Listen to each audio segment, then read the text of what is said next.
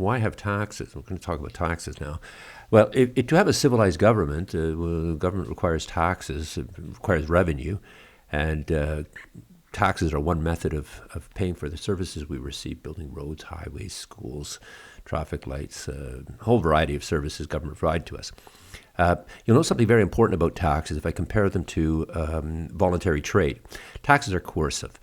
That means to say that you have no choice, you have to pay them.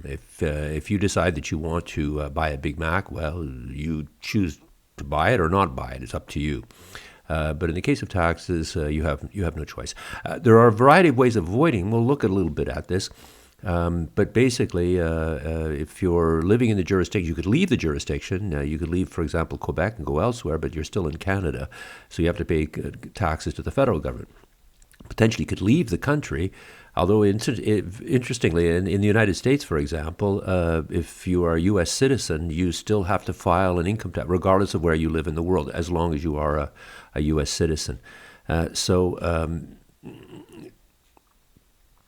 may recognize this guy here. He was a bad guy, a gangster. His name was Al Capone, and very famously he went to jail. But he didn't go to jail because of his gangsterism or mafioso, his fact that he was ordering the killing of people. He went to jail because he didn't pay his taxes. This is an important point about the tax system, meaning it's coercive. In Canada, it's known as, the federal level, it's known as the Canada Revenue Agency, CRA. In the United States, it's known as the IRS, or Internal Revenue Service. They have tremendous powers. Not only can they put people in jail if they don't pay their taxes, but in addition, they can seize assets, they can freeze bank accounts. Tremendous amount of power. If a person declares bankruptcy and can't pay other people, they still owe this money to the revenue, to the CRA or the IRS. Kind of an interesting point to consider is the comparison of the idea of tax compliance versus voter turnout. And people often measure a democracy by whether or not voters are actively involved and citizens are actively involved in the democratic process. They go to elections and so on. My own personal feeling a little bit is tax compliance might be a better measure of whether a society is civilized or not, because tax compliance, in effect, refers to whether people voluntarily, whether they pay their taxes or not. Many people try to avoid taxes legally or illegally, and this measure of tax compliance, most people in North America in general pay their taxes. And so the Canada Revenue Agency, while it has the authority to do these things, they don't generally have to, because most people accept, and this to me is a measure of a civilized state. People accept the fact that they have to pay their taxes. I want to finish with a little point here, the difference between something called tax avoidance and tax evasion. Tax avoidance is perfectly legal. It's something that you do to avoid paying a tax. Examples, there's lots of examples, but I'll give you two here. Something called a TFSA and something called an RRSP. And I'm going to talk about this at the end of the next lecture. What the difference has been and how these can be used. But these are perfectly legal ways in which people reduce their taxes. Tax evasion, on the other hand, is illegal. This is the kind of thing you go to jail for. A typical example would be not declaring your income. For example, there is an income tax. You have to pay tax on this income, and every year you have to file a statement indicating how much your income was for the year. And if you do not declare certain income, then that's considered tax evasion, and this is what can cause all kinds of problems for a person. Now, there are many types of taxes, of course, but from an economic standpoint, they can broadly fall into two categories. I want to look at these two. One is historical. The other is more common in the present, although they both exist in Canada. One is called an excise tax, and the other one is referred to as an ad valorem tax. The excise tax is also known as a stamp tax sometimes. It refers to a tax that's per unit. So it means that it's a tax on a particular thing. The second type of tax is a tax by value, which means that it's based on the value of the purchase, whatever it is you happen to be buying. Some examples might illustrate this better. An example of we still have this tax. We have a federal excise tax in Canada, 10 cents per litre of gasoline. That means to say if you buy 10 litres of gasoline, you have to pay 10 cents for each litre. It doesn't matter what the price of the gasoline, how much money it's per unit. Another example is there's a $55 federal tax on every airline ticket. Doesn't matter where you're flying, doesn't matter what the price of the ticket was, first class, business, tourist. It's a per ticket price. That's an example of an excise tax. These taxes, there's not many of them now, but they used to be very common in the past.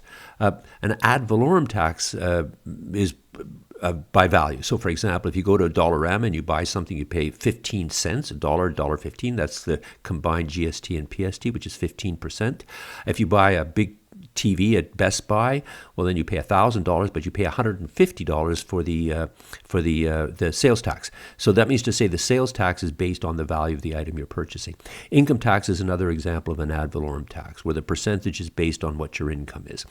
People that earn, say, $1 million a year are going to pay a certain percentage, say 30, 40%, $300,000, $400,000, whereas a person that only earns, say, $50,000 is going to pay a smaller amount. And in actual fact, in the case of the income tax, the percentage changes. But the key distinction here is whether it's a per unit tax or based on the value of the item you're purchasing, or whatever the activity is. Historically, excise taxes were very common. And they're still common in poor countries, in part because it's just easier to count something. It's a little bit more difficult to calculate the value of something. And in particular, it's probably easier to avoid it because you can declare the value as something nominal. Almost every port around the world, Montreal's no exception, I've got a photograph here, has a customs house, typically built around the 18th or 19th century. It would be a major building right at the port because this was a method of collecting taxes. It was an excise tax. Any ship that arrived, any boat that arrived in the port would have to go and pay the excise tax on the bottles or items that were on board the ship. You can go and visit. I think this is a museum now. This customs house.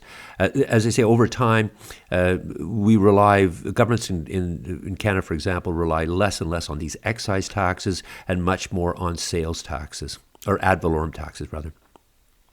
Okay, so let's consider I'm going to consider an excise tax. It's a lot easier to understand in terms of graphs and shifting things around and so on, rather than an ad valorem tax. So I'm going to use the example of an excise tax and imagine that it's applied, let's say, on dairy farmers. Go back to my milk example, dairy farmers in Quebec.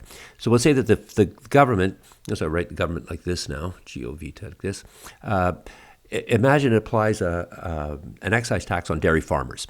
That means to say, it's sometimes referred to as a farm gate tax. Every time a liter of milk leaves a farm, the farmer has to pay 30 cents to the government. So we've got the equilibrium before, and we could have said, well, what curve is going to shift? Well, this is a bit like the toll to bring the milk into Montreal. So we'd expect that the supply curve would shift to the left. And so here we go. There, we've shifted it to the left. It creates a new equilibrium where the price of milk is higher, makes sense, and there's less milk bought and sold. So far, so good. But this shifting of the curves here hides a really critical fact about a tax. And the fact is that the tax creates, in effect, two prices. There's a price that the seller receives, and there's a price that the consumer, the buyer, sees. So these are two different numbers. And I want to take this idea a little bit further and examine it more. If you think of it, the buyer is going to pay one price, the seller, the dairy farmer, receives something else, with the difference being the tax. So, for example, if you go to Dollarama and you purchase an item, if you find an item there that's $1, well, you don't pay $1. You're going to be paying $1.15. Why? Because, well, there's the sales tax. The difference between the 15% is going to be the GST, which is 5%. And I think the provincial Quebec tax is about 9 point something. It turns out to be roughly 15% combined. So that means to say that the Dollarama store only gets to keep $1. And the 15-cent difference is the money that goes to the government. This may sound like very small, but of course, if you're buying a big ticket item like a car or a big TV, well, then it becomes significant. Important point to notice, of course, is that the I'm going to call this PC, is the price that the consumer pays, of course, is the greater. The producer, the seller price, what they get to keep is $1 is going to be the smaller of the two numbers. Economists refer to this as a tax wedge because, in effect, what it means is what you as a buyer see, the signal is different than what the seller sees. So we're seeing two different things. And this is actually a source of people making a mistake. It's a bit like if you show up at a traffic intersection and you see one light and the trucks see a different light. So we're not seeing the same thing. And this is a source of inefficiency. And this is the reason ultimately why economists don't like taxes. It's not that they don't want the government to raise revenue. It's rather that it creates this distortion. So the price signal doesn't work properly. And a society can be inefficient or wasteful. And economists come up with various ideas or concepts, schemes, in order to reduce this distortion. You can imagine the distortion a bit like this. If you have something in a swimming pool or in a glass of water, it appears as if it looks as if it's two different items.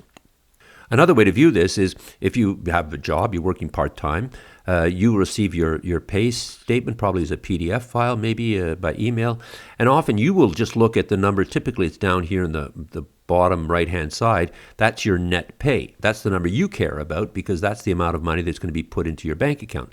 But your employer doesn't see it this way. What your employer sees, or what is concerned about, is worried about, is usually another number somewhere on the left, on the upper side, up here, for example, which is your gross pay. This is the amount that your employer has to make sure is available for when they do their payroll, when they calculate the revenues, the money they have to pay out to their employees. This is critical for them. So in effect, you're looking at two different numbers. You see one number, your employer sees another number, and this is an example too of what's called a tax distortion or tax wedge. So I want to look at this idea of two different prices a little bit more clearly in the case of the milk. So here again, what I've done in this case is I've drawn the graph but a little bit more precisely. So we've got the exact same example we had before, where we had an equilibrium at $2.60, and there was 30 million liters of milk bought and sold. So in this case, I'm going to impose now an excise tax of 30 cents on the dairy farmers. So let's start here. I've got the tax of 30 cents. You'll notice it's exactly equal to 30 cents, vertical distance. We know that. If you sort of look at the lines here, I've drawn it perfectly so that the upper one is $3, the lower one is $2.70. So the difference between the two, the vertical distance, is exactly 30 cents. And what I want to do is take this tax of 30 cents, this red line, and slide it in precisely between the demand curve and the supply curve. And you'll notice it will only fit in one particular place. So let's try and do that now. I'm going to move it over here. Make sure you slide it in on the left-hand side between the two. And if I do that, it'll fit just in one particular place. You can't fit it anywhere else, as long as you've got it exactly at 30 cents. And here now we can see that the consumer price is the one at $2.80, and the seller's price, that means to say the amount of money that dairy farmers are going to receive, is $2.50. We can sort of see this down here. This is the $2.50. This is the price that the consumers pay, $2.80, and the difference between them is 30 cents. You'll notice too now, of course, as before, that we've got less milk bought and sold. There's only 25 million liters. I'm going to look at this in more detail in the next video. We want to see, well, what does this mean exactly? But we've clearly found now the two different prices.